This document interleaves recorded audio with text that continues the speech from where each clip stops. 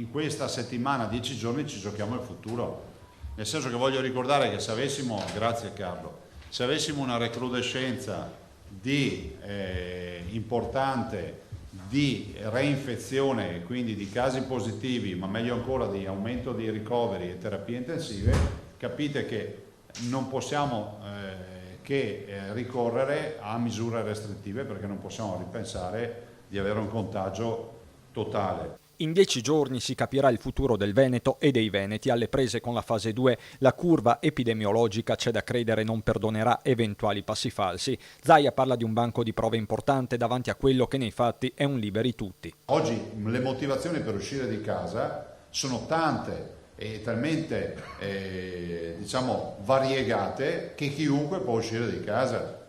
Quindi vuol dire che di fatto veramente è liberi tutti. Liberi tutti che però ha regole ben precise, su tutto è l'obbligo di mascherina per chi esce di casa, con la Regione impegnata ad attuare il piano di biosorveglianza per isolare eventuali focolai. Nel piano di biosorveglianza, che è molto complesso e che ci ha qualificato fin dai primi giorni del 21 febbraio, noi monitoriamo anche la presenza del minimo focolaio. Noi abbiamo la mappa del Veneto proprio in maniera digitale e vediamo i puntini. Mappa digitale in costante aggiornamento e che è altra cosa, va detto dall'app Immuni. Insomma, il monitoraggio prosegue, così come la politica di graduale allentamento, con le specifiche della nuova ordinanza diramata nel pomeriggio che riguarda la sanificazione delle mense e lo sport, con apertura al motociclismo e al tiro a segno, per esempio. Sono ammessi gli acquisti fuori dal comune di residenza e gli spostamenti nello stesso mezzo con i conviventi, magari per la visita ai congiunti. Tassativo l'uso della mascherina a eccezione dell'attività sportiva individuale.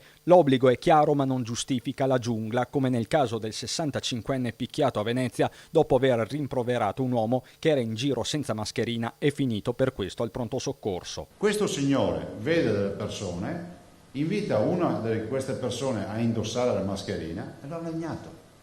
È andato al pronto soccorso, è roba di un'ora fa. Capite? Non può funzionare così. Dobbiamo essere comunità.